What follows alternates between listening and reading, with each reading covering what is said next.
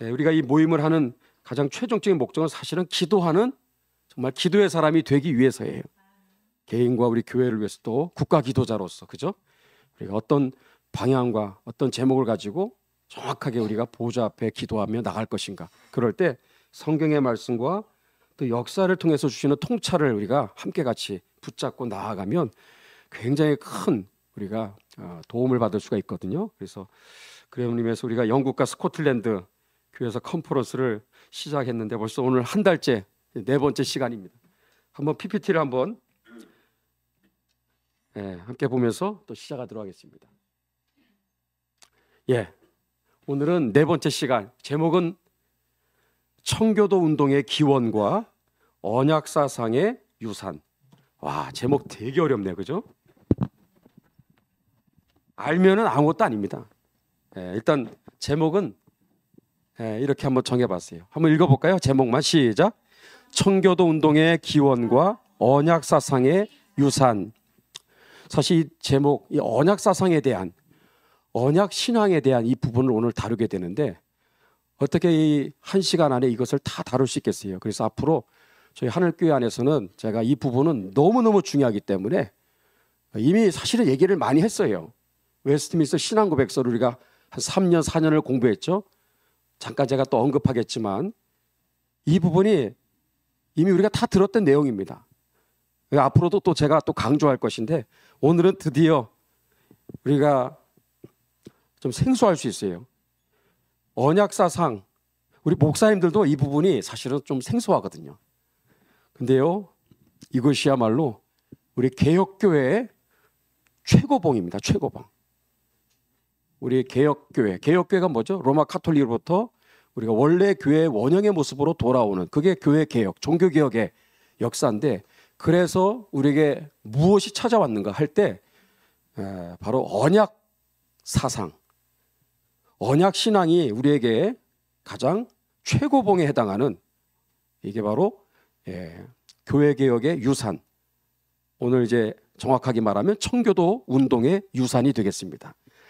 전하는 전하 듣는 모두에게 귀한 은혜의 시간 되기를 축복합니다. 우리 성경 말씀 요한일서 2장 4절 5절 시작. 그를 아노라 하고 그의 계명을 지키지 아니하는 자는 거짓말하는 자요 진리가 그 속에 있지 아니하되 누구든지 그의 말씀을 지키는 자는 하나님의 사랑이 참으로 그 속에서 온전하게 되었나니 이로써 우리가 그의 안에 있는 줄을 아노라. 아멘. 아멘. 시작하겠습니다. 16세기에 마틴 루터를 시작으로 츠빙글리, 또 하인리 블링거, 또 요한 칼빈 목사님, 그의 제자였던 베자 목사님, 하여튼 이 교회개혁에 기라성같이 하나님이 쓰셨던 종들은 뭐 한두 명이 아닙니다. 한 150여 명이 됩니다. 150여 명. 더 될 수도 있어요. 100명이 넘습니다. 그 한 분 한 분들이 정말 오늘날 우리 이렇게 마음껏 신앙생활을 할 수 있는 이 축복된 한국교회를 가져온 뿌리라고 얘기할 수 있어요.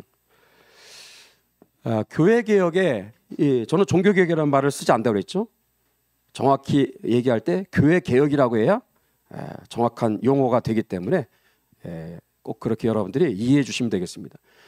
16세기에 로마 카톨릭으로부터 빼앗긴 그 초대교회 원형의 그 교회의 모습, 그 원형의 그 신앙생활, 그것을 다시금 되찾아오는 정말 장구한 치열한 믿음의 선한 싸움, 진리전쟁, 영적전쟁이 교회 개혁의 역사인데, 그러면 그 교회 개혁에 위대한 하나님이 쓰셨던 종들은 무엇을 목표로 그렇게 목숨을 바쳐가면서 싸웠을까? 3가지입니다. 3가지. 교회 개혁의 목표는 3가지다. 따라하세요. 교리개혁, 생활개혁, 정치개혁. 3가지. 이게 교회 개혁의 가장 기둥과도 같은 3가지 핵심 콘텐츠가 됩니다. 이게 3가지. 이 내용을 다 종합할 때 그게 교회 개혁이 되는 거예요. 어느 하나라도 빠지면 된다, 안 된다? 안 되는 거예요. 다 하나가 서로가 유기적으로 서로가 통합이 되어 있어서 분리할 수 없어요. 함께 같이 가게 돼 있는 거거든요. 그래서 교리개혁, 생활개혁, 정치개혁. 자, 간단히 설명드릴게요. 교리개혁은 뭐냐? 말씀 회복운동입니다. 말씀 회복운동. 교리, 가톨릭 교리가 성경에서 얼마나 벗어났어요. 연옥설부터 시작해서 뭐 화채설, 그리고 성모 마리아, 신격화하는 그러한 잘못된 교리부터 시작해서 뭐 이루 말할 수 없는 정말 성경에서 벗어난 그러한 가톨릭의 그 이교화된 그러한 잘못된, 그래서 하나님 말씀으로부터 멀어진 가톨릭 체계에서 원래 하나님 말씀으로 돌아오는 그 과정이 바로 진리 전쟁이었죠. 그래서 이제 교리 개혁이라고 그러는데 조금 쉽게 풀어서 말하면 말씀 회복 운동입니다. 그래서 가톨릭 하에 있었던 모든 신자들은 성경을 읽을 수 있다 없다, 설교를 들을 수 있다 없다, 성경을 공부할 수 있다 없다, 하나도 못해. 성경 자체도 읽으면 뭐 깨달아야 뭐 이게 성경을 우리가 읽을 때 유익이 되는데 라틴어로 만들어 가지고 자국어가 아니잖아요. 그러니까 성경 자체도 읽을 수가 없는, 설교도 자국어로 들을 수 없는 그런 시대가 오랜 세월 흘러온 거예요. 그래서 이 교리개혁의 역사는 말씀 회복운동인데 이 안에는 엄청난 많은 역사들을 다 포함하는 거예요. 그래서 성경 번역, 성경 보급운동, 성경 공부, 성경 강론, 성경의 말씀에 근거해서 이것을 해석하고, 그리고 오늘의 우리의 상황에 그것을 적용하고, 그리고 하나님 말씀을 담대히 선포할 때 설교가 되는 거예요. 강의랑 다릅니다. 강의는 이 선포 이런 건 없어요.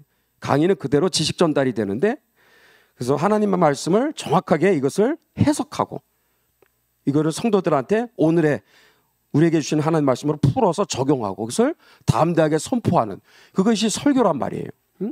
그런 설교를 들을 수가 없었던 거죠, 중세시대 때는. 그래서 이러한 설교의 회복이 사실상 우리 교회 개혁의 가장 중심이라고 얘기할 수 있겠죠. 그래서 교회 개혁 역사는 설교 개혁의 역사랑 같이 가는 거예요. 그래서 그런 것들이 다 이제 말씀 회복 운동이에요. 말씀 회복 운동.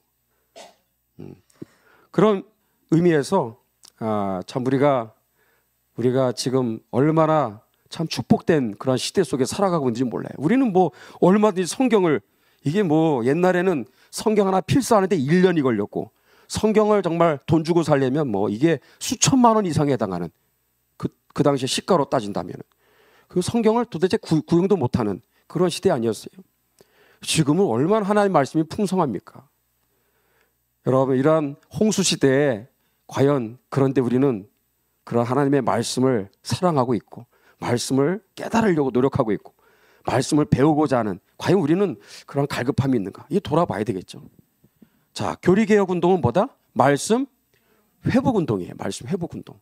성경으로 돌아가자, 우리 얘기 많이 하잖아요. 그거예요. 그 다음에 두 번째가 뭐다? 생활개혁운동입니다. 이게 아주 중요한 교회개혁의 사실은 가장 최고봉에 해당하는 중요한 싸움이었습니다. 생활개혁은 뭐다? 말씀 순종운동이에요. 따라하세요. 말씀 순종운동. 말씀 순종운동. 생활개혁. 그래서 말씀을 듣고 깨닫는 것으로 끝나는 게 아니라 하나님의 말씀을 우리들의 각자의 삶에 적용하며 순종하며 살아낼 수 있도록 하게 하는 것. 그게 교회 개혁의 사실은 굉장히 중요한 작업이었던 거죠. 이것을 위해서 만든 것이 바로 신앙 고백서, 또 요리 문답이 됩니다. 그래서 신앙 고백서와 요리 문답은 왜 있는 거지? 묻는다면 간단해. 하나님의 말씀을 따라 살아가라는 거예요.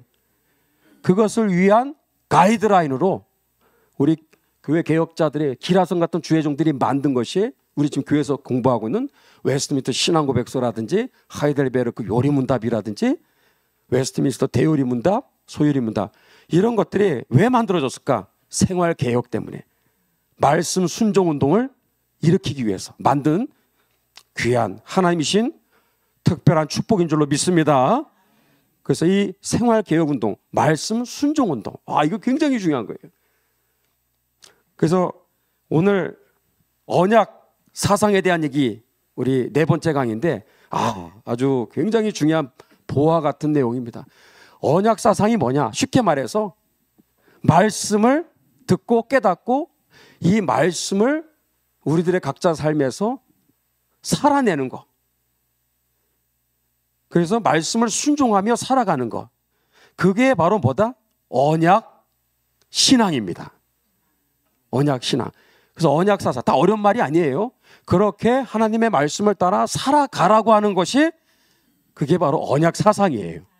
말은 되게 어려운 것 같지만 사실은 뚜껑을 열고 보면 굉장히 간단한 내용이라는 거죠. 그래서 생활 개혁을 가능케 만든 원동력이 뭐냐? 언약 사상입니다. 언약 사상. 하나님의 말씀을 따라서 살아가도록 우리를 계속해서 자극하고 우리를 계속 동기부여를 하고 우리를 감화감동하고, 그래서 설교가 중요한 거예요. 말씀을 읽는 게 중요한 겁니다. 이런 식으로 또 교회 또 역사들을 통해서 이런 특별한 컨퍼런스를 갖는 이런 과정이 왜 필요한가? 사실상 이런 것들을 통해서 우리가 하나님의 말씀으로 돌아가고 그 말씀을 통해서 우리의 삶에서 여러분 열매를 맺는 정말 복된 삶을 살아가는 시작이 되기 때문에 여러분 이 자리가 복된 줄로 믿습니다. 그래서 말씀 순종 운동을 가능하게 하는 원동력이 뭐다? 언약 사상입니다. 언약 사상. 그게 아까 읽었던 성경 말씀 요한일서 2장, 그 다음에 여기 마태복음 7장도 마찬가지. 성경에 창세기부터 계시록까지 언약 사상이 도도히 흐르고 있어요. 이게 뭔지 아세요? 우리 두 가지를 기억해요. 첫 번째로는 우리가 구원받는 것은 전적인 하나님의 은혜로 받는 선물이다. 구원받는 것은 하나님이 전적으로 나 50% 하나님 50% 그게 아닙니다. 나 1% 99%도 아니고 100% 하나님의 전적인 은혜로 주시는 선물이 구원인 줄로 믿습니다. 그것이 바로 성경에 가장 강조하고 있는 복음 중에 복음이죠. 또 하나 뭐죠? 그것만 있으면 안 돼요. 구원받은 하나님의 자녀가 된 이후에 우리는 구원받기 위한 조건이 아니에요. 이제는 말씀을 따라 살아가는 게. 구원을 받기 위해서 우리가 순종하는 게 아니라 구원을 받았기 때문에 순종해야 될 줄로 믿습니다. 그게 어디 나와요? 에베소서 2장 8절, 9절, 10절에 나오잖아요. 찾아보세요. 성경에는요, 9절, 9절마다 순종에 대한 이 강조를 굉장히 많이 반복적으로 하고 있다는 거죠. 오늘 여기 마태복음도 한번 그 중에 대표적인 말씀이죠. 읽어봅니다. 시작. 이러므로 그의 열매로 그들을 알리라. 나더러 주여 주여 하는 자마다 천국에 다 들어갈 것이 아니요 다만 하늘에 계신 내 아버지의 뜻대로 행하는 자라야 들어가리라. 아멘. 아멘. 예수님 믿고 구원을 받았는데 삶은 엉망이더라. 삶은 계속해서 불순종의 삶을 살아가고 계속해서 말씀을 떠나서 자기의 혈기를 따라서 고집을 따라서 자기 생각대로 살아간다. 지금 잘못 살고 있는 거죠. 신앙생활 잘못하고 있는 거예요.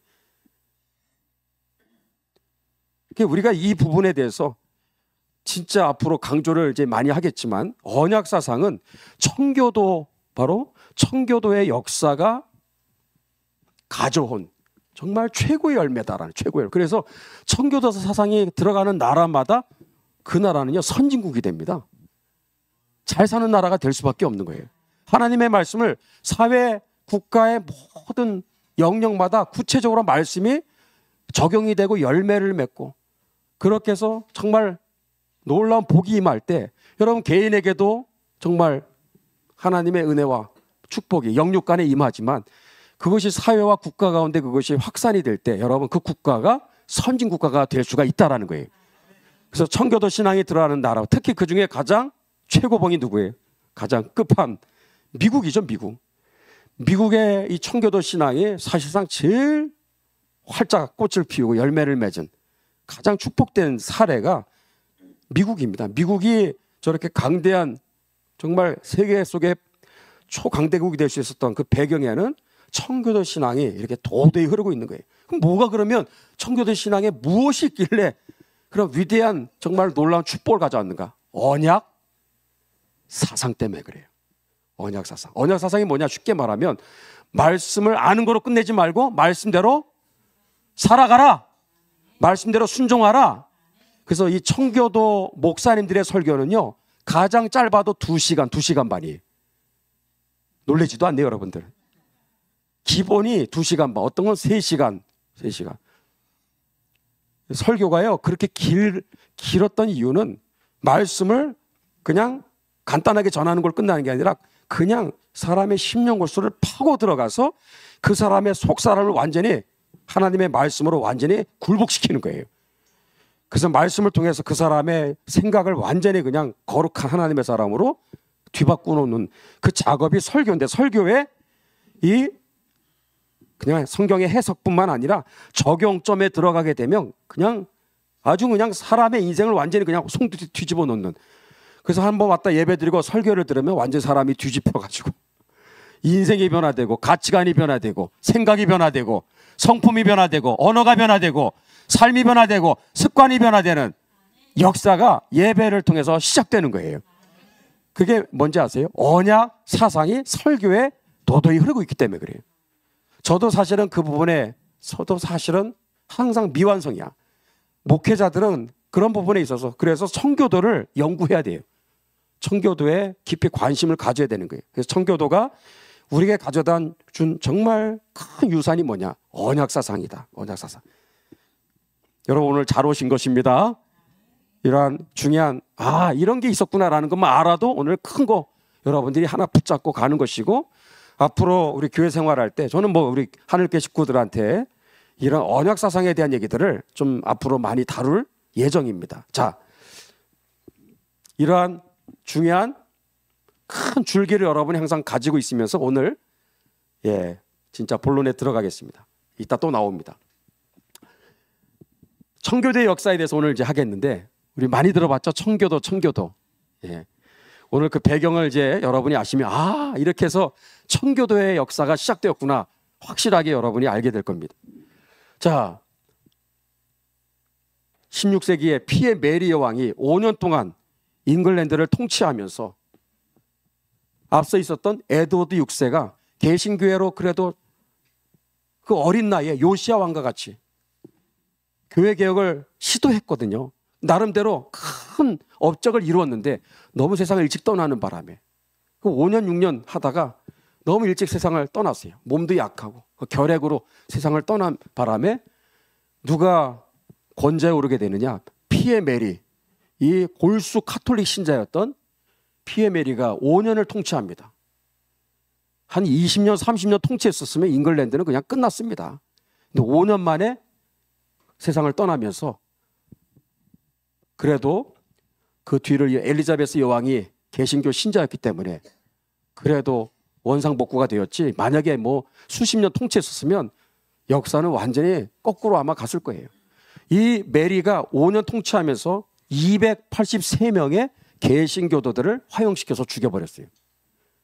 무시무시하죠? 그래서 이 피해 숙청이 일어났을 때 많은 개신교도들이 신앙의 자유를 찾아 어디로 가요? 대륙으로 피신을 갔습니다. 여기서 말하는 대륙이란 어디예요? 잉글랜드와 이 프랑스 사이에 도보 해협이라고 있죠. 그 배를 타고 탈출을 해서 프랑스나 아니면 주로 어디 가요? 스위스. 그 다음에 독일에 또 프랑크푸르트라든지, 지금 독일의 스트라스부르크라고, 스트라스부르. 지금 옛날에 독일이었는데 지금은 프랑스죠. 지금은 프랑스입니다. 저도 한번 다녀와 봤어요. 그 스트라스부르라고 하는 이 경계선에 있어요. 국경. 거기에도 많은 또 영국의, 잉글랜드의 개신교도들이 피난을 갔습니다. 망명객들이 군데군데 여기 다 그냥 집단을 형성해서 신앙의 자유를 찾아서 그렇게 살기 시작하는 거죠. 자, 그러다가 5년이 지났을 때 메리 여왕이 세상을 떠났다라는 소식을 듣게 됩니다. 세상이 이제 뒤바뀌게 된 거죠. 그러면서 개신교 신자였던 엘리자베스가 왕이 됐다는 얘기를 듣고 대륙으로 피신해 왔었던 잉글랜드의 개신교도들이 이제 어떻게 해요? 고국으로 돌아가게 됩니다. 무엇을 가지고? 기대와 소망을 가지고. 이제 잉글랜드에 정말 신앙의 자유가 이제 시작되겠구나. 마음껏 예배 드릴 수 있는 개신교 세상이 오겠구나 라는 기대와 소망을 가지고 이제 귀국을 하게 되죠. 예, 그 기대와 소망이 틀린 건 아니었습니다. 그러나 그들의 소원대로 완벽하게 이루어진 건 아니었죠. 자, 이게 엘리자베스 여왕의 그 영화에 나오는 한 장면인데, 왕이 되자마자 무엇을 선언해요? 국교의 체제로 우리는 나라를 앞으로 끌고 가겠다. 그래서 중요한 세 가지 국교의 체제 선언의 세 가지 중요한 정책을 선언하게 됩니다. 이 나라를 로마 카톨릭도 아니고 그렇다고 개신교도 아닌 중도 정책, 비아메디아라고 중도의 길을, 왜냐? 메리 왕이 5년을 완전 나라를 말아먹으면서 잉글랜드 전체에 사실상 대부분의 백성들의 압도적인 다수는 친로마 카톨릭 성향으로, 쉽게 말하면 좌파 성향의 그러한 경도되어 있는 사람들이 압도적인 다수를 차지했어요. 개신교는 사실상 소수입니다. 그리고 중도를 또 표방하는 중도층에 있는 사람들도 상당히 많았던 거예요. 여러분이 만약에 이러한 상황에서 왕이 된다면 어떻게 나라를 통치해야 될까요? 개신교회가 그냥 하루아침에 하늘에서 뚝 떨어지는 게 아니에요. 엘리자베스도 나름대로 고민을 많이 했을 거예요. 그러다가 안 되겠다, 이것도 저것도 아닌 중도 정책으로 가야 되겠다라고 선언을 하게 됩니다. 이런 과도기가 있었던 거예요. 그래서 첫 번째, 수장령, 내가 당연히 잉글랜드의 국가에 나는 머리인 것은 뭐 당연한 거지만 거기에 뭘 포함시켰어요? 교회. 나는 또한 교회의 머리다 라고 선언한 것이 수장령입니다. 수장령. 그래서 여기에 무슨 임명권을 가지고 있었다? 주교 임명권을 가지고 있었어요. 자, 교회개혁의 가장 중요한 첨예한 가장 중요한 이슈가 뭐예요? 주교제도, 이 사제제도를 계속해서 유지할 것이냐 아니면 그걸 폐지할 것이냐, 이 싸움이거든. 여러 번 말씀드렸죠. 그 주교라고 하는 것은 카톨릭의 잔재거든요.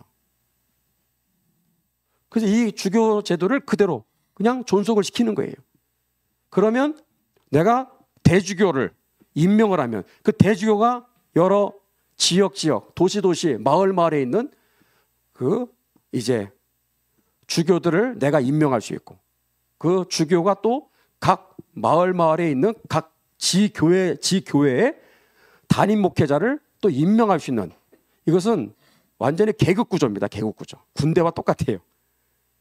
그래서 겉으로는 종교인데 종교의 이름을 빌린 사실상 전제 군주제도, 쉽게 말해 독재제도, 독재체제의 그러한 하이어라키, 상명하복에 위에서 명령이 떨어지면 밑에는 무조건 복종을 해야 되는 그러한 종교 권력화 구조가 바로 이 주교제도와 사제제도입니다. 이게 왜 잘못됐느냐, 이게 왜 문제가 있느냐, 이게 왜 하나님 보시기에 악한 이것이 제도였는가. 주교와 제도, 이 사제제도가 있음으로 인해서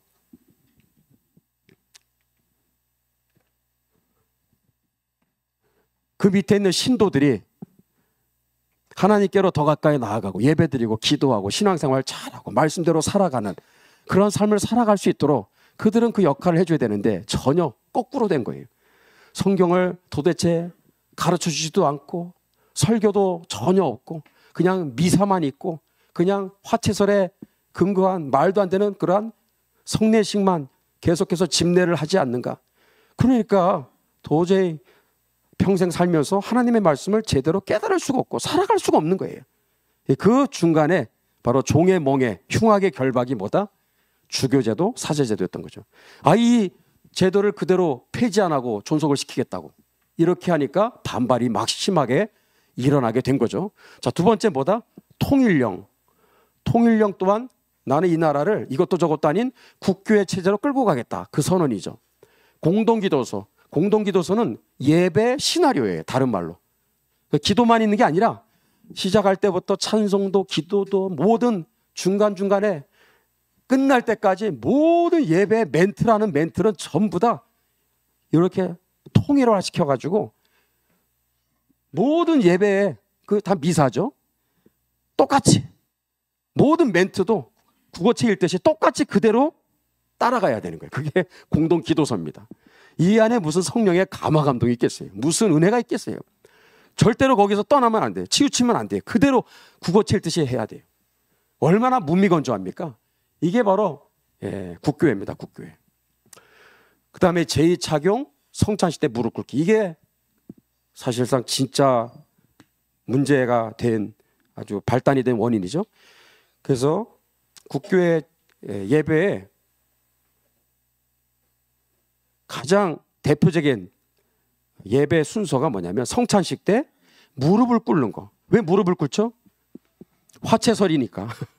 사제가 이렇게 엘리베이션, 떡을 이렇게 들어요. 그리고 가톨릭에서는 이렇게 떼지 않습니다. 있는 걸 그냥 이렇게 올리고 나눠주더라도 포도주는 절대 안 주고 이렇게 분병만 하죠. 빵만 주는. 그러면서 이게 완전히 차별을 두죠. 또 이게 펜스를 쳐가지고 일반 평신도들과 이렇게 고신도에 해당하는 사제들, 주교들은 완전히 차별이 되는 거예요. 자기들은 포도주를 막 마시는데 일반 신도들은 포도주도 주지도 않고. 그리고 이것을 집례할 때 사제의 손에서, 주교의 손에서 이것이 엘리베이션, 하늘로 이렇게 쭉 치켜 세울 때 그것이 예수님의 진짜 살과 피가 된다라고 그렇게 가르치는 거예요. 이게 반복되면 어떤 효과가 있을까요? 나와 너희들은 다르다 이거죠. 우리는 특별한 존재들, 너희는 아무것도 아닌 존재다라는 철저한 계급의식을 이제 심어주는 거예요. 왜 이런 게 중요할까요? 통제를 해야 되니까. 억압을 해야 되니까. 그래서 이 사람들을 계속 혹세 무민화 시켜서 통제를 하고 그리고 계속 다스리고 통치하기 위해서는 이렇게 종교화 해버리는 게 가장 효과가 있는 거죠. 그래서 이렇게 사제와 주교가 아주 거룩해 보이는 옷을 입는 거. 이게 다 통일령이죠. 그 다음에 자, 세 번째 뭐다?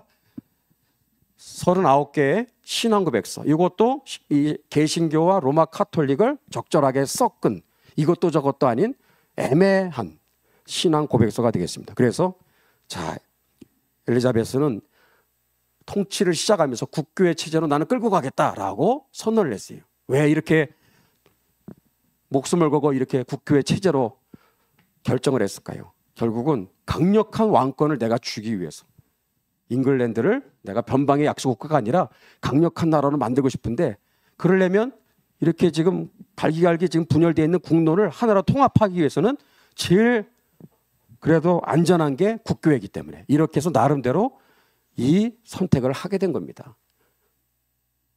성경에 나오죠. 여호와 보시기에 악을 행하였더라.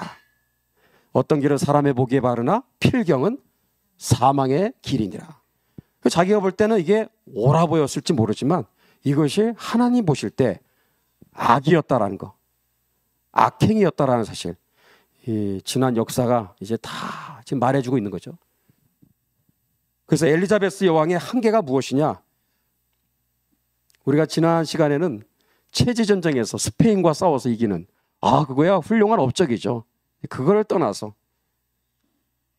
신앙의 관점에서 볼 때, 성경의 관점에서 봤을 때 엘리자베스 여왕의 한계가 무엇이냐? 주교 제도를 그대로 유지했다라는 거예요. 우리는 역사를 통해서 오늘 교훈을 분명히 삼아야 됩니다. 열왕기하 14장에 또 열왕기하 18장에 보면 대립되는 너무나 대조되는 두 왕이 나와요. 위에 있는 왕은 누구? 아마샤. 괜찮은 왕이었어요. 나름대로 믿음의 왕이에요. 밑에 왕은 히스기야. 근데 어떤 차이가 있어요? 아마샤는 한번 읽어볼까요? 시작. 아마샤가 여호와 보시기에 정직히 행하였으나 그 조상 다윗과는 같이 아니하였으며 그 부친 요아스의 행한 대로 다 행하였어도 산당을 제하지 아니하였으므로 백성이 오히려 산당에서 제사를 드리며 분향하였더라. 밑에도 히스기야가 그 조상 다윗의 모든 행위와 같이 여호와 보시기에 정직히 행하여 여러 산당을 제하며 주상을 깨뜨리며 아세라 목상을 찍으며 모세가 만들었던 노뱀을 이스라엘 자손이 이때까지 향하여 분향함으로 그것을 부수고 느후스단이라 일컬었더라. 아멘. 여러분, 아마샤는 산당이 뭐예요?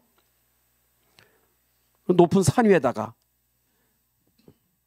제단을 쌓는 거예요. 예루살렘 말고 사적인 이제 예배 장소를 만들기 위해서 산당을 그럴싸하게 만든 것이죠. 이게 나중에는 신비주의와 운동으로 하나님을 떠난 결국은 이게 혼합주의로 가게 돼. 종교 통합주의로. 이거를 오랫동안 이거를 폐지를 못한 거예요. 왕들이. 이게 희한한 일이죠.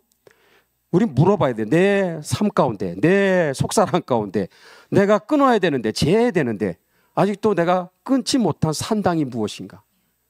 끊어낼 수 있기를 축복합니다. 그거를 끊느냐 못 끊느냐가 여러분 결국은 하나님의 뜻이 이루어지느냐 아니면 하나님의 뜻이 계속 지체되느냐, 하나님이 영광을 받으시느냐 하나님이 영광을 받지 못하느냐, 결정이 되는 거예요. 결정이. 이게 산당을 제한 사람이 있고 제하지 못한 사람이 있는 거죠. 엘리자베스는 그에게 주어진 사명은 주교제도로 하는 산당을 철폐했어야 되는데 그거를 못한 거예요. 자, 말씀 다시 드리면은 이게 바로 잉글랜드 국교회의 통치 체제를 잘 보여주는 피라미드 구조입니다.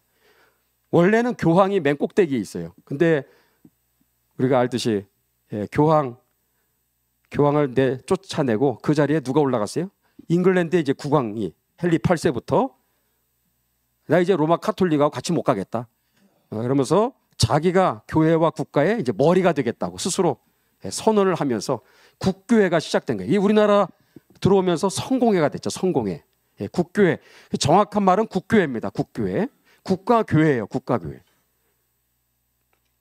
교회가 국가의 그러한 통치 아래에 있다라는 뜻이죠. 자, 국왕이 맨 꼭대기에 있습니다. 그 밑에 누가 있어요?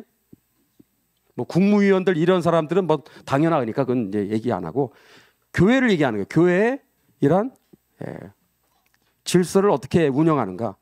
이게 완전히 이게 서로 평준화되어 있는 게 아니라 국왕이 위에서 뭐라고 얘기하면 이게 밑으로 계속해서 그 지시대로 따라가야 돼요.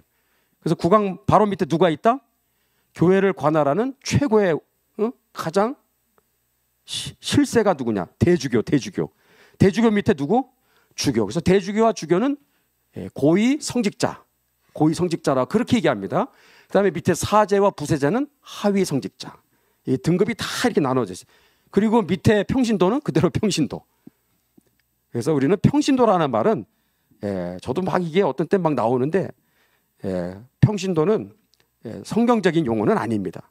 이러한 구조를 깨고 나중에 주교제도, 이 사제제도를 다 철폐하고 원래 성경의 그 장로교 체제로 다시 그것을 뒤바꿔 놓은 그것이 교회개혁의 열매인 줄로 믿습니다. 그래서 아까 뭐라 했죠? 교회개혁은 세 가지 따라해 볼까요? 교리개혁, 생활개혁, 마지막 뭐라 했죠?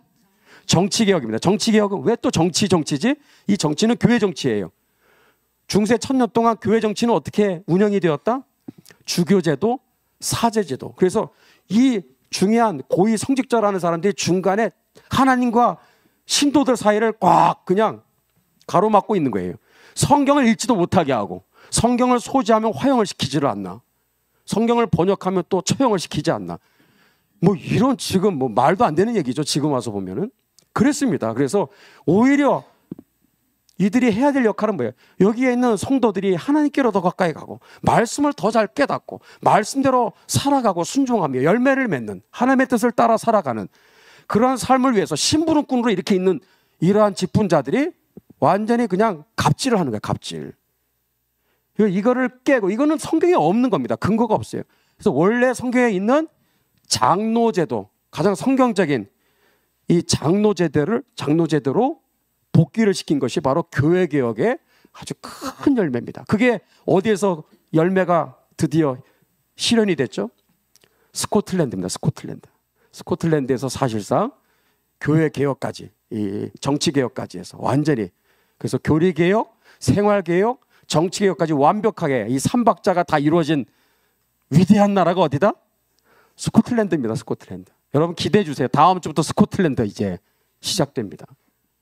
그래서 왜 장로교 제도냐? 그게 정치 개혁의 가장 하이라이트거든요. 왜 그게 중요하냐? 간단합니다. 성도님들로 하여금 하나님의 말씀을 잘 깨닫고 그리고 하나님의 말씀대로 순종하며 살아낼 수 있도록 가장 탁월하면서도 가장 확실하면서도 가장 안전하면서 가장 강력한 제도가 뭐다? 장로교 제도입니다. 아멘. 장로교 목사라서 얘기하는 게 아니라 진짜 그래요, 진짜. 장로교 제도 시스템이 왜 중요한지를 우리는 알아야 돼요. 장로교에서도 그건 모르는 분들이 많거든요. 말씀 회복 운동, 말씀 순종 운동의 가장 중요한 인프라, 하드웨어, 가장 최고의 시스템 뭐예요? 장로제도입니다. 그래서 장로제도가 없는 교리개혁, 생활개혁은 없습니다. 안고 없는 찐빵이야. 안고 없는 찐빵입니다. 그래서 이 정치 이 개혁까지, 그래서 장로제도 개혁, 이것이 이루어질 때 교회 개혁은 완벽하게 다 이루어진 것이다. 퍼즐이 다 맞춰지는 거예요. 깨닫기를 축복합니다. 그래서 이게 얼마나 고약한, 이게 정말 중세 수많은 사람들을 옥죄고 있었던 종의 멍에인지를 우리는 이제 확실히 깨달아야 되겠습니다. 자, 1562년 엘리자베스 여왕이 개신교를 탄압합니다. 본인이 개신교 신도인데, 그러니까 신앙은 둘째야. 나는 이 나라를 강력한 나라로, 나는 강력한 군주가 돼야 돼. 그게 최고의 가치였던 거죠. 그래서요, 말도 안 되는 개신교 탄압 정책으로 갑니다. 1562년에 잉글랜드 목회자들이요, 반발 사건이 일어나요. 두 가지 때문에. 왜 우리가 개신교인데 왜 이렇게 옷을 입어야 되냐고, 이런, 응? 이런 거칠해. 이게 뭐가 중요하다고. 본질도 아니면서 왜 이걸 의무조항으로 안 입을 수도 있는 거지. 그냥 캐주얼하게 입고 예배를 얼마든지 인도할 수 있는 것이, 단정하게만 하면 되는 거거든요. 왜 이렇게 거룩해 보이는 제의 성복을 입고 이거를 예배를 집례하라고 자꾸 저렇게 규정을 만들어서 안 지키면 막 엄벌에 처하겠다고. 이거는 아니다 이거죠. 또 하나, 왜 성찬식을 하는데 무릎을 왜 꿇냐 이거죠. 성도들이 무릎 꿇으면 안 되거든요. 무릎 꿇는 자 자체는 이 떡과 잔이 예수님의 피와 살이 된다고 하는 전제하에서 그거 물질이라고 하는 이 떡과 잔을 경배하는 거예요. 이게 경배 대상이 아니거든요. 그러니까 그것 자체가 우상 숭배라는 거예요. 신성 모독이다. 그래서 이 잉글랜드의 진짜 깨어있는 목회자들은 목숨을 걸고 반발을 하죠. 근데 대부분의 목회자들은 친카톨릭 성향을 갖고 있었기 때문에, 쉽게 말해 좌파 성향을 갖고 있어서 결국은 씨알도 안 먹힙니다. 그래서 참 찻잔 속의 태풍으로 끝나는 거예요. 그런데 엘리자베스 여왕은 노발대발하는 거예요. 잉글랜드 목회자들이 두 가지 이거 막 반발하니까 안 되겠다 해서 통고문을 발표하며, 통고문. 이게 뭐냐면 잉글랜드에 있는 목회자들을 내가 좀 손 좀 봐줘야 되겠다라는 거예요. 그래서 잉글랜드에 있는 목회자들을 전부 다 1대1로 심사를 내가지고 통과한 사람들에게만 설교권을 부여했어요. 그래가지고 1대1로 다 심사 인터뷰를 해가지고 국교회 정책에 그걸 따라오겠다고 하는 그런 전제하에 이 사람이 인터뷰에 응하고, 그리고 국교회 정책에 그대로 순응하고 따라가겠다고 확실하게 맹세하지 않으면 설교권을 박탈해버렸어요. 그래서 많은 정말 신실한 목회자들이 설교 강단에서 쫓겨나갑니다. 이야. 잉글랜드 목회자들이 가만히 있겠어요? 계속해서 반발하죠. 그래서 왕권에 대해서 마치 반체제 선동, 시위, 그리고 발언, 운동하는 일들이 계속되니까 엘리자베스 왕이 볼 때는 이것들 봐라, 내 왕권에 도전해?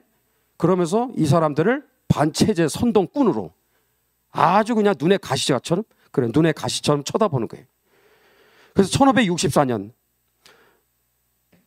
엘리자베스 밑에 교회를 총관할하는 실세가 누구냐? 조지 파커라는 사람이 있어요. 따라하세요. 조지 파커. 왜 이 사람 이름을 우리가 알아야 되느냐? 이 인간이 엘리자베스 여왕 밑에서 국교 정책에 반대하는 그 신실한 목회자들을 향해서 그동안 한 번도 누구도 쓰지 않았던 듣보잡이죠. 요즘 말로 말하면. 듣도 보도 못한 말도 안 되는 그런 프레임을 씌워서 용어를 하나 딱 만들어서 탁 던집니다. 그게 이제 대명사가 된 거죠. 뭐라고 얘기했을까요? 청교도라고 얘기한 거예요. 청교도. 누가 얘기했다? 조지 파커라고 하는 국왕의 밑에 꼬복 노릇하는 허수아비. 그건 참 선지자가 아니죠. 거짓 선지자, 어용 선지자죠. 그래서 국회 정책에 반대하는 목회자들 향해서 퓨리파이가 뭐예요? 거룩하게 하다, 깨끗하게 하다. 그거 아니에요? 그 퓨리파이라는 단어를 거기에서 차용을 해가지고 퓨리탄이 뭐예요? 청교도. 번역하면 그런데 제가 번역을 우리가 알기 쉽게 제가 새로 번역을 했어요. 말을 할까요 말까요? 저는 이렇게 어렵게 얘기하는 걸 별로 안 좋아하거든. 청교도는 쉽게 말해서 뭐냐? 제가 번역한다면 이거예요. 네 팔뚝 굵다 이거야. 너 잘났다 이건데. 그래 너 혼자 깨끗하다 이 얘기야. 네 팔뚝 굵다.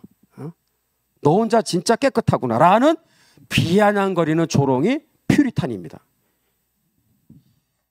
그 사람들을 아주 비꼬기 위해서 조롱하고 그 사람들을 아주 그냥 많은 사람들한테 이 부정적인 프레임을 씌우기 위해서 퓨리탄이라는 말을 붙여놓은 거예요. 조지 파커가 한 겁니다. 자, 여기에서 우리는 점점 중요한 얘기입니다. 장로교의 아버지, 우리 꼭 기억하셔야 돼요. 토마스 카트라이트. 따라합시다. 토마스 카트라이트, 장로교의 아버지. 제가 여름에 영국에 가고 런던에도 가는데 참 안타까운 것은 영국의 어디를 뒤져봐도 토마스 카트라이트의 흔적을 찾아볼 수가 없어요. 장로교의 아버지인데. 영국은 지금도 국교의 체제죠. 그래서 이 장로교회의 역사를 별로 기념 안 합니다. 동상도 없고요. 기념관도 없고. 영국이 만약에 개신교 국가, 제대로 된 개신교 국가였다면 토마스 카트라이트는 정말 영국의 위대한 정말 역사의 대표적인 인물로 기념하고 많은 사람들이 또 당연히 뭐 쉽게 입에서 입으로 얘기를 할 텐데 그렇지가 않습니다. 토마스 카트라이트 1569년 이분이 케임브리지 대학에서 사도행전의 말씀을 깊이 읽고 묵상을 합니다. 그리고 거기에 연구원으로 있었어요. 그러면서 학생들한테 사도행전의 말씀을 가르치셔야 하는데 본인이 사도행전의 말씀을 깊이 묵상하고 연구하고 가르치다가 장로교 제도에 눈을 뜨게 된 거예요. 와, 놀랍습니다. 아, 이거구나. 주교 제도와 사제 제도는 이건 정말 잘못된 반성경적인 비성경적인 제도구나. 장로교 제대로 돌아가야 되겠구나 라는 얘기를 막 한 거예요. 그러면서 이분은 또 행동하는 분이죠.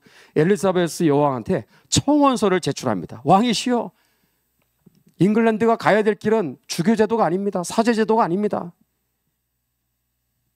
장로교 제도로 다시 우리는 복귀해야 됩니다. 장로교 제도로. 그 무슨 차이가 있죠? 주교 제도와 장로교 제도의 차이의 핵심이 뭐냐? 주교 제도는 왕이 임명하라는 거예요. 그럼 밑으로 계속해서 임명을 하는 거예요. 그러나 장로교는 뭐죠? 교인들이 목회자를 선출할 수 있는 권한이 있는 거예요. 이게 큰 차이입니다. 지금도 그렇죠. 공동의회 반드시 해야 됩니다. 부목사님, 담임 목사님을 청빙할 때, 특히 담임 목사님을 청빙할 때는 공동의회 3분의 2의 찬성을 받아야만 담임 목사를 청빙할 수 있어요. 부목사 청빙할 때는 재직회도 다 우리 교인들이 결정하는 거죠. 과반수 이상의 찬성표가 나와야 부목사님도 모셔올 수 있는 거예요.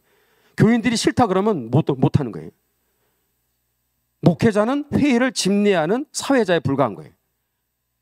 물론 나름대로 그 방향에 대해서 얘기도 할 수 있고 성도들한테 또 이러이러한 목회자를 세워야 됩니다. 기도해야 됩니다. 그런 건 가능해요. 근데 투표할 수 있는 권한은 누구도 대신할 수 없어요. 성도들이 다 하는 거예요. 목회자가 관여하는 게 아닙니다. 그래서 그 차이가 굉장히 크다라는 거. 여기에서 민주주의 역사가 서서히 싹을 틔우기 시작하는 거예요. 이 위대한 장로교 제도를 복원하는 이 과정에서 이것이 어디까지 가느냐?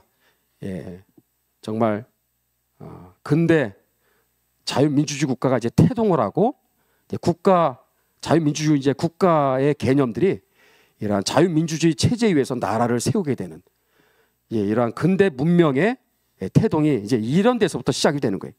그래서 토마스 카트라이트, 오늘날 자유민주주의의 뿌리 중에 한 사람, 바로 토마스 카트라이트가 되겠죠. 자, 카트라이트가 왕한테 왕이시여, 우리는 장로교 제도로 가야 됩니다 했더니 왕이 듣겠습니까? 엘리자베스의 왕이 그 청원서를 받아드는 순간 이제 노발대발하는 거죠. 그래서 포고문을 발표하는 거예요. 포고문을. 그래서 한마디로 얘기하면 뭐예요? 입 닥쳐요. 입 닥쳐. 죽으라면 죽는 거지 뭔 소리야 이 얘기입니다. 그래서 너희들은 가만히 있어. 무슨 나한테 지금 반기를 드냐? 그러면서 엄포를 놓는 것이 포고문입니다. 엘리자베스 여왕 셉니다. 그래서 1571년 엘리자베스 여왕에 의해서 장로교의 아버지 토마스 카트라이트가 캠브리지 대학에서 파직당하게 돼요. 쫓겨납니다. 연구원의 그 자격에서 이제 쫓겨나게 되고 체포령까지 내려가지고 체포 직전까지 갔다가 유럽 대륙으로 이제 도피를 하게 되죠. 참 토마스 카트라이트의 인생이 이 진리를 위해서 이 교리개혁, 생활개혁, 특히 이 정치개혁을 위해서 싸우다가 참 고생이 이만저만이 아닙니다. 그래서 이게 런던에 있는 런던 탑입니다. 런던 타워라고 그러죠. 여기에서도 한 2달 동안 수감이 되기도 하고 또 다른 데서 한 2년 이렇게 수감이 되기도 하고 인생 말년에 하여튼 엘리자베스 여왕에 의해서 참 많은 고난을 겪게 됩니다. 대륙으로 도피를 해서 결국은 거기에서 인생 말년을 거의 보낸 셈이죠. 그러다 보니 정작 잉글랜드에서는 장로교회가 제대로 뿌리를 내리지를 못하게 되는 거죠. 자, 그런데 이게 끝이 아닙니다. 이제 앞으로 우리가 청교도 운동을 이제 이해할 때 하나의 큰 그림을, 내비게이션이에요. 여러분한테 보여드립니다. 여러분한테 어떻게 하면 청교도 운동을 어떻게 하면 간단하게 알기 쉽게 이해를 시킬까? 저도 고민이 많았는데 이렇게 한 페이지로 한번 정리를 해봤어요. 청교도 운동의 역사를 우리는 한 100여 년 전쟁으로 그렇게 설명을 드리겠습니다. 1569년 자, 이 토마스 카트라이트에 의해서 1590년까지 이 주교 제도를 폐지하고 사제 제도를 폐지하고 장로교 제도로 가야 됩니다라는 이 싸움을 한 20여 년 싸워요. 누가? 토마스 카트라이트가. 성공했을까요? 실패했을까요? 실패했죠. 그리고 쫓겨나게 되고 유리방황하면서 참 고생이 많습니다. 토마스 카트라이트. 그래서 1차 청교도 운동 시기는 토마스 카트라이트를 중심으로 정치개혁, 교회 바로 제도 개혁을 요구하는 투쟁의 역사였다. 20여 년 동안. 2차 청교도 운동의 시기가 굉장히 중요합니다. 50여 년 동안 이게 진행이 됩니다. 50여 년 동안. 이 엄혹한 시절에 결국은 정치개혁 이 노력은 완전히 짓밟히고 그리고 실패로 돌아가면서 지하교회의 역사가 이제 시작이 됩니다. 그래서 장로교 제도를 지지하는 신실한 목회자들과 성도님들은 조용조용히 지하교회 생활로 이제 접어들게 되면서 50여 년 동안 잉글랜드 안에서 숨죽이면서 장로교회 성도님들이 모여서 예배를 드리고 또 그 안에서 예언회라는 걸 만들어요. 예언회라는 것은 이게 무슨 예언인가 그러는데 하나님의 말씀대로 신실하게 말씀을 설교할 수 있는 설교자 양성학교를 말하는 거예요. 굉장히 중요합니다. 이 귀한 개혁교회의 신앙을 오직 예수님, 오직 성경, 오직 하나님의 은혜, 하나님의 영광 그리고 특별히 뭐가 있다? 언약사상. 언약사상. 하나님의 말씀을 따라 살아가는 것, 살아내는, 순종하는 삶이 또한 개혁교회의 아주 중요한 그 핵심인데, 그거를 또한 잘 말씀을 통해서 성도들에게 가르치고 말씀을 선포할 수 있는 설교자를 양성하기 위해서 지하교회 그 엄혹한 시절에 예언회라는 것을 운영한 거예요. 지금으로 하면 신학교죠. 신학교. 그리고 성경을 연구하고 가르치는 이 제자 양육이 막 음지지만 활발하게 지하에서 쭉 진행이 된 겁니다. 이 50여 년, 이 50여 년이 왜 중요할까? 50여 년 동안 지하교회 활동입니다. 이 관로 안에 들어가는 것은 이 50여 년 동안 언약 사상, 언약 신앙이 이것이 확립이 되었다라는 것입니다. 할렐루야. 우리가 이 혜택을 우리도 모르는 사이 지금 받고 있는 거예요. 그런 용어를 안 써서 그렇지. 하나님의 말씀대로 살아가는 게 얼마나 중요한지를 이 50여 년 동안 핍박 속에서, 환란 속에서 지하교회 그 생활을 통해서 이것을 체계적으로 정립을 하고 확립을 하는 시간이 반세기가 걸렸다는 거예요. 이것은 하나님이 허락하신 시간이었습니다. 이런 시간을 통해서 정말 아주 예리한 그냥 양금의 날처럼 언약 사상에 대한 이 중요한 교리가 확실하게 정립이 되는 엄청난 결과가 찾아오게 된 겁니다. 그리고 나서 3차 청교도 운동 시기가 뭐예요? 한 10여 년에 걸쳐서 나중에 볼 겁니다. 청교도 운동, 청교도 혁명이죠. 그리고 여기에서 제일 중요한 사건은 웨스트민스터 총회. 우리 하늘께서는 여러 번 우리에게 들으셨죠? 웨스트민스터 총회 한 5년, 6년 동안 웨스트민스터 사원에서 목회자들 121명, 그 다음에 장로님들 30명, 151명이 모여서 5년, 6년 동안 웨스트민스터 신앙 고백서와 대요리 문답, 소요리 문답, 예배 모범, 정치 모범 5가지 문서를 작성하게 되는 거예요. 이 5가지가 정통교회가 아닌 것을 이제 구분하는 절대 기준이 표준이 된 것이 바로 이때 이루어진 겁니다. 이 웨스트민스터 총회에서 가장 만들어진 5문서 중에서 하나를 우리가 얘기하자면 웨스트민스터 신앙고백서죠. 저희 교회에서 한 4년 공부했죠. 1장에서 33장 한 2년 걸려. 또 한 번 또 했잖아요. 4년. 이 웨스트민스터 신앙고백서에서 강조하는 것이 뭐냐? 언약 사상입니다. 특히 16장의 테마가 뭐예요? 주제가 선행입니다. 선행. 우리가 볼 때 선행, 뭐 착한 일을 하는 게 선행 같죠? 성경에서 말하는 선행은 3가지의 중요한 기준이 있어야 돼요. 그 기준 중에 하나라도 빠지면 선행이 아니라는 거예요. 첫 번째 뭐죠? 하나님의 말씀에 근거해야 돼요. 하나님의 말씀에 감화 감동이 있어야 돼요. 하나님의 말씀에 인도를 받아야 돼요. 그래서 벗어나면 그건 선행이 아닙니다. 두 번째 뭐죠? 성령의 인도하심이 있어야 돼요. 그것은 기도사역입니다. 기도사역. 말씀과 기도를 통해서 내가 이 일을 해야 되겠구나. 내가 저분들을 도와야 되겠구나. 후원해야 되겠구나. 저분들을 우리가 정말 위해서 함께 협력해야 되겠구나. 말씀과 성령 안에서 그러한 일들이 결정이 되는 거예요. 그리고 하나 더 뭔지 아세요? 그 일이 네 자랑이냐 아니면 하나님께 영광이냐, 이거를 따져봐야 돼요. 나를 드러내고 나의 이름을 높여드리고 나의 공로를 사람들한테 PR하기 위한 목적에서 했다면 아무리 말씀 또 기도 사역을 통해서 했다 할지라도 꽝입니다. 그래서 무엇이 선행이냐? 첫 번째, 하나님의 말씀의 인도를 받아야 돼요. 아멘입니다.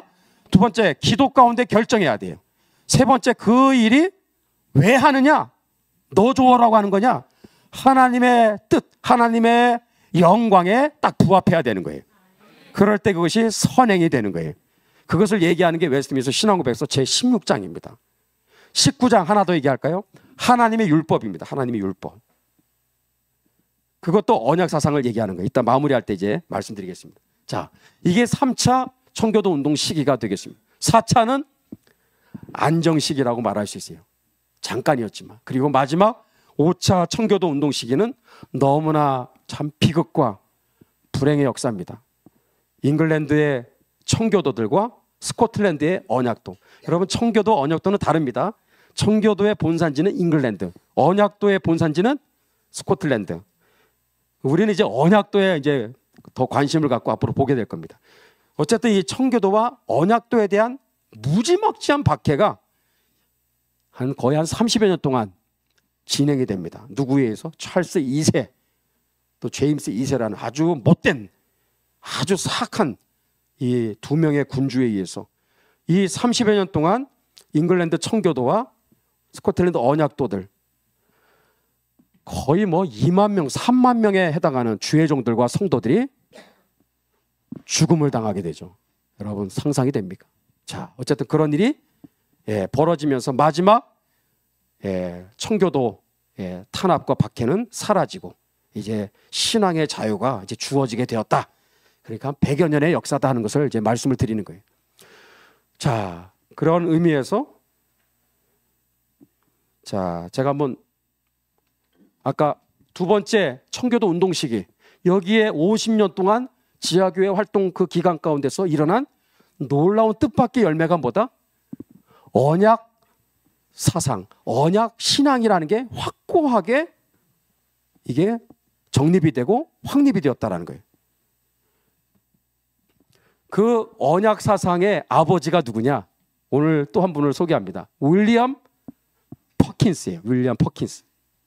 얼마 전에 저 파주에서 목회자분들 무슨 세미나가 있었는데 무슨 세미나? 윌리엄 퍼킨스 컨퍼런스였어요. 얼마나 중요한 분이길래 엄청 중요한 분이었습니다. 그분을 주제로 컨퍼런스가 열릴 정도면 뭐 대단한 거 아니에요? 옛날 옛적 사람인데 이분이 언약 사상을 확립한 그 일의 가장 1등 공신이에요. 이분이 한 얘기가 이거예요. 한번 읽어볼까요? 시작. 행위 언약은 완전 순종의 조건으로 만들어진 하나님의 언약이고 이 조건은 도덕법으로 표현된다. 밑에도 시작. 십계명은 모든 율법의 축소판이요 행위 언약이다. 이게 윌리엄 퍼킨스가 한 얘기인데 이 말에 의해서 이제 거의 끝부분을 향해 갑니다. 웨스트민스터 신앙고백서를 또 말씀을 드려야 될 것 같아요. 여기 19장에 하나님의 율법입니다. 여기에 보면 진짜 엄청난 내용이에요. 이게 첫 번째 하나님의 율법에는 3가지 종류가 있다고 얘기하고 있어요. 뭔지 아세요? 뭐죠? 의식법 또는 제사법입니다. 의식법 또는 제사법. 의식법, 제사법. 레위기 1장, 2장, 3장, 4장, 5장. 번제, 소제, 화목제, 속건제, 속제제. 그게 다 의식법, 제사법이에요. 율법에 하나님의 말씀에 기록되어 있죠. 두 번째 뭐가 있죠? 사회법, 재판법. 사회법, 재판법. 사회를 운영할 때 또 신정사회였으니까 하나님이 통치하는 사회 이스라엘이었으니까 그 구체적인 사회법 또 재판법이 성경에 얼마나 많이 나오거든요. 출애굽기에도 나오고 신명기에도 나오고 그렇잖아요. 자, 그런 게 있습니다. 세 번째 뭐가 있다? 도덕법, 십계명입니다. 여러분, 이 의식법, 사회법, 도덕법, 이 십계명이죠. 3가지의 종류가 있다라는 거. 이거 아는 것도 대단한 거예요. 근데 오늘날 우리가 지켜야 될 율법은 뭐다? 3가지를 다 지키라는 게 아니라 뭘 지켜야 돼요? 도덕법, 십계명만 지키라는 거예요. 이게 정통교회의 교리입니다. 그래서 1번, 2번은 지금은 폐지되었다라는 거죠. 그걸 성경에 근거해서 정확하게 얘기해 여기에서 19장 하나님의 율법에서 말씀해 주고 있는데 예를 들어 의식법, 제사법, 레위기 1, 2, 3, 4, 5장 지금 여러분 말씀대로 말씀 그대로 살아가야 된다 해놓고 의식법, 제사법을 그대로 따라가는 사람이 있어요? 그거 지켜야 됩니까? 그건 지키면 안 되는 거예요. 그것은 이미 예수님이 다 폐지시켰어요. 십자가의 피로 모든 의식법, 제사법은 폐지된 줄로 믿습니다. 예수님이 완성을 했기 때문에 모든 제사를. 두 번째 이 사회법, 재판법. 여러분 출애굽기 21장, 신명기 21장에 보면 부모를 구타하거나 부모를 막 쌍욕을 하면서 저주해. 그러면 어떻게 해야 돼요? 동네 한가운데로 끌고 나가가지고 동네 사람들 다 모이세요. 이 자식이 말이야 부모님한테 지금 막 욕을 했습니다. 그러면 돌을 하나씩 다 던져야 돼. 마을 사람들 전부 다 나와서 그게 사회법, 재판법입니다. 여러분 말씀대로 살아가야 된다. 그거 지금 그대로 적용하면 돼, 안 돼요? 그것도 안 되는 거예요. 그것도 사회법, 재판법도 예수님이 폐지시켰어요. 그거 굉장히 중요한 겁니다. 지금 남은 건 뭐다? 도덕법, 십계명이에요. 그래서 웨슬리 신앙고백서 특히 대요리 문답에 십계명이 진짜 압권입니다. 이게 굉장히 중요한 이게 하이라이트예요. 그래서 구체적인 디테일하게 1계명부터 10계명까지 무엇이 너는 내 앞에 다른 신을 잊게 말지니라. 뭐 또 제4계명 또 안식일을 기억하여 거룩히 지켜라. 뭐가 그러면 안식일을 구체적시키는 겁니까? 뭐가 안식일을 어기는 것입니까? 위반입니까? 하는 내용들이 진짜 아주 미주알 고주알 아주 진짜 구체적으로 기록이 되어 있습니다. 바로 그게 우리가 지켜야 되는, 행해야 되는 오늘날 우리 하나님이 주신 주님 오시는 날까지 변치 않는 율법인 줄로 믿습니다. 그래서 그 도덕법과 십계명을 따와서 요 도덕법과 십계명의 율법의 세 가지 용도를 또 가르치고 있는 거예요. 이 웨스트민스터 신앙고백서에서. 첫 번째는 죄를 지적하는 거. 죄를 지적, 죄 지적. 두 번째는 죄 억제. 죄를 짓지 못하게 억제하는 거. 이게 언제 일어나죠? 말씀을 듣는 예배 시간에 일어난 줄로 믿습니다. 그래서 세 번째는 뭐다? 삶의 규범. 삶의 규범입니다. 이게 바로 뭐다? 따라하세요. 행위 언약. 행위 언약입니다. 삶의 규범, 행위 언약. 이 세 가지 용도를 위해서 도덕법과 십계명을 하나님이 주셨다라는 거예요. 이것을 명확하게 깨우쳐 주신 분이 누구다? 윌리엄 퍼킨스라고 하는 정말 기라성 같은 주의종입니다. 우리는 이분한테 엄청난 빚을 지고 있는 거예요. 그래서 이분 밑에 수많은 제자분들이 청교도 운동의 위대한 정말 신학자들이, 목회자들이 이 밑에서 계속해서 줄줄이 나오는 거예요. 다 누구를 따라가는 거예요? 윌리엄 퍼킨스. 이분은 세상 떠나고 났는데도 40년 동안 이 엄혹한 국교회가 막 장악하고 있었던 잉글랜드 안에서 윌리엄 퍼킨스의 이름이 떠나가지 않았대요. 사람들만 만나면 윌리엄 퍼킨스 목사님이 이런 얘기 하셨습니다. 그분이 이렇게 우리를 가르쳐 주셨습니다.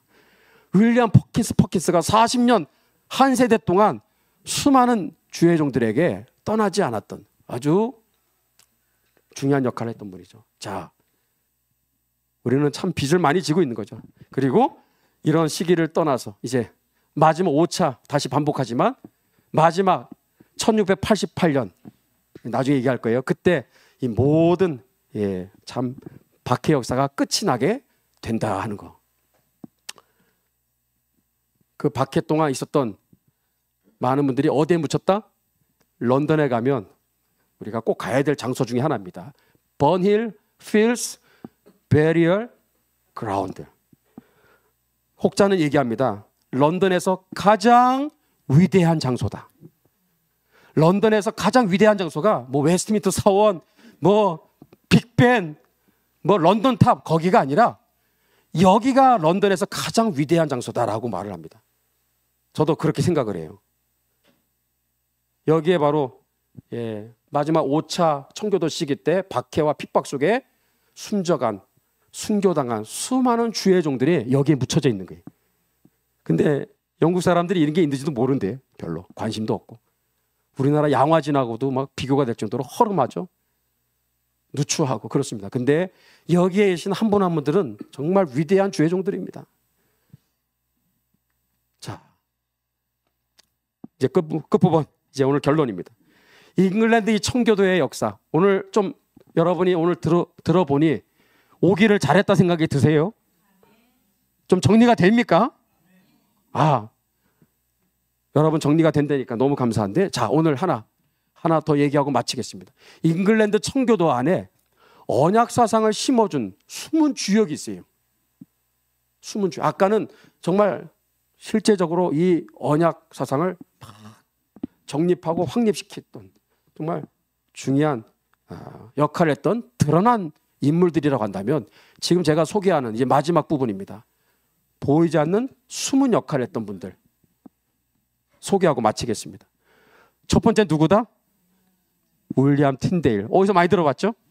예, 영어 성경의 아버지. 성경 번역하다가 순교당하셨죠. 이분이 이 언약 사상을 잉글랜드에 최초로 소개해 주신 분입니다. 위대한 선구자예요. 이분이 했던 얘기가 뭐 설명이 필요 없어요. 그대로 여러분이 읽으시면 됩니다. 제가 한번 읽어볼게요. 그러므로 성경을 읽으면서 무엇보다도 하나님과 우리 사이에 만들어진 언약들을 찾도록 하라. 뭐예요? 내가 순종해야 될 하나님의 말씀, 계명, 언약들을 찾으라는 것입니다. 읽고 끝나지 말라는 거예요. 즉 하나님께서 우리에게 명령하신 율법과 명령들, 그리고 그 율법에 순종하는 모든 자들에게 약속하시는 자비들 말이다. 성경 전체를 통하여 나타나는 모든 약속들은 무엇을 포함한다? 언약을 포함하고 있어요. 즉 하나님께서는 여러분들이 하나님 율법을 지키려고 노력을 할 때에만 자비를 주시겠다고 약속하신 것이다. 그리하여 누구든지 하나님 율법을 사랑하고 그것이 옳고 선하다고 동의하며 즐거이 그것을 행하며 그리고 때로 부족함으로 인하여 율법을 어기고 또한 자신의 마음이 원하는 대로 완전하게 지키지 못함으로 통곡하는 자만이 하나님의 자비 안에 있는 것이다. 저는 이 마지막 문장이 정말 뭉클하게 만들지 않습니까? 하나님의 말씀을 정말 순종하기를 원하는데 때로는 내가 그렇게 말씀대로 살지를 못하니까 저부터 시작해서 하나님의 말씀대로 온전하게 떠나서 기본적인 것조차도 제대로 어떤 때는 지키지 못하는 그러한 나 자신을 보면서 통곡하는 자만이 하나님의 자비 안에 있는 것이다. 언약 신앙의 사람들은 여기까지 가야 될 줄로 믿습니다. 우리가 완전해지자라는 게 아니에요. 다 부족하지만 우리가 하나님 말씀대로 온전히 살지 못하는 것에 대해서 통곡하고 있는 여러분, 그 순간은 내가 살아있는 증거입니다. 그런 자만이 하나님의 자비 안에 있는 것이다. 놀라운 얘기 아닙니까? 이거를 얘기한 분이 윌리엄 틴데일이 언약 사상을 먼저 심어준 위대한 청교도 운동은 언약 운동입니다. 언약 운동을 정말 처음부터 이렇게 먼저 다 터뜨려 주신 성각자 윌리엄 틴데일이죠. 두 번째, 언약 사상을 일깨워준 중요한 숨은 주역이 뭐냐? 성경입니다. 제네바 성경. 이것도 제가 작년에 미국 갔을 때 워싱턴 DC에 바이블 뮤지엄 성경 박물관에서 이걸 보고 얼마나 감동했는지. 이게 1560년 초판입니다. 1560년. 맨날 인터넷에서만 제가 봤던 그 구경했던 제네바 성경 초판을 여기에서 직접 눈으로 봤어요. 이걸 누가 만들었을까요? 칼빈의 설교를 들었던 그의 제자들이 이 제네바 성경을 만들어서 유럽을 이제 일깨우는 아주 촉매 역할을 했죠. 교회개혁의 숨은 주인공입니다. 이것이 대륙에 좀 머물지 않냐고 배를 타고 도보 해협으로 건너가서 잉글랜드에 이것이 유포되면서 잉글랜드에 잠자는 수많은 사제들, 카톨릭 사제들이에요. 그 카톨릭 사제들이, 카톨릭 신부들이 이거를 읽고 깨어나서, 그러니까 그 당시에는요, 교회개혁 역사는 다 전향을 했던 사제들에 의해서 일어난 거거든요.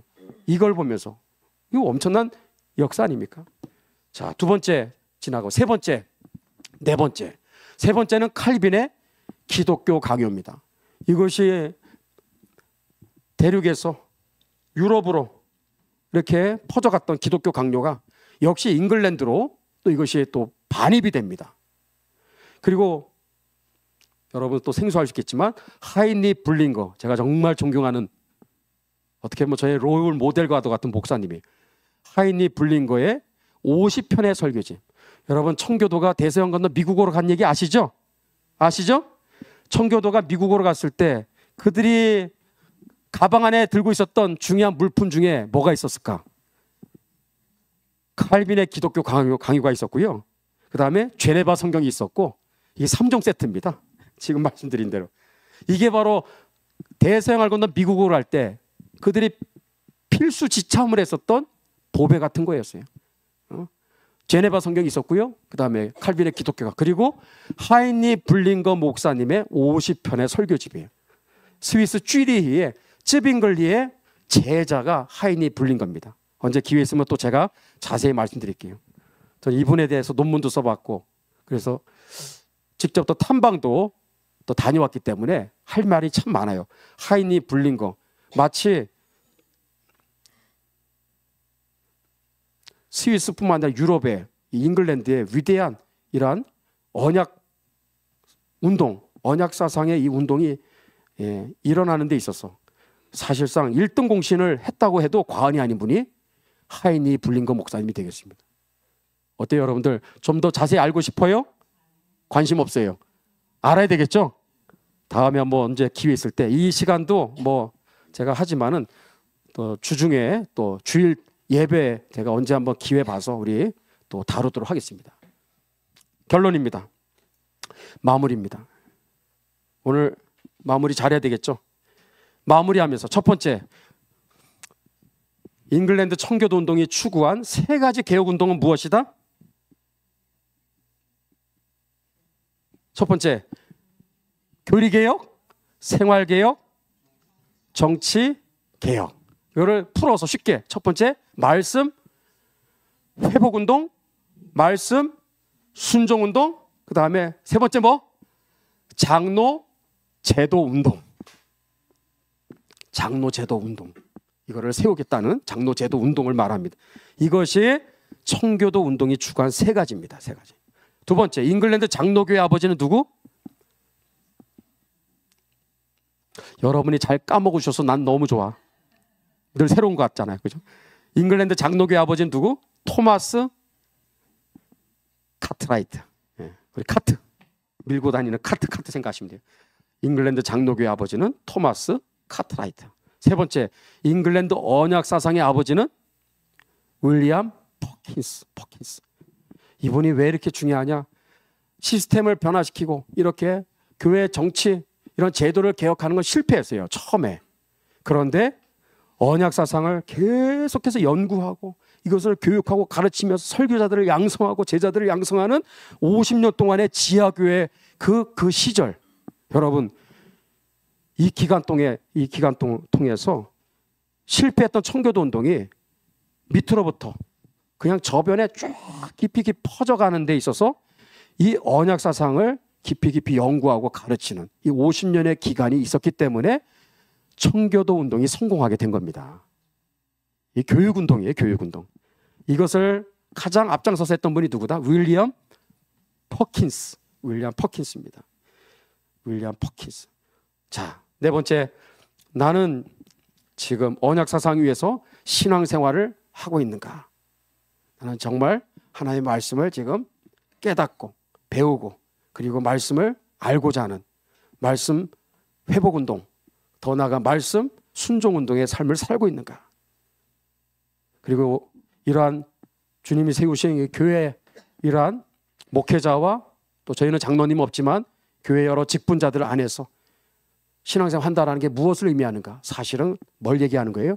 말씀을 더 잘 깨닫고 말씀을 더 배우고 풍성한 말씀으로 무장을 해서 그 말씀대로 이 어두운 세상 가운데 거룩한 빛을 증거하는 하나님의 뜻을 정말 이 세상 가운데서 하나님의 말씀을 통해서 하나님의 뜻을 실현하고 하나님의 뜻을 이루어가는 그러한 말씀 순종의 삶을 살아가야 될 줄로 믿습니다.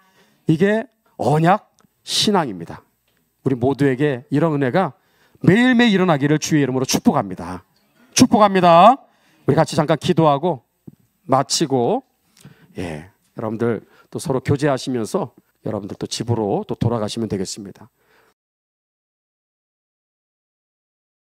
오늘 네 번째 시간 모이게 해주심을 감사를 드립니다.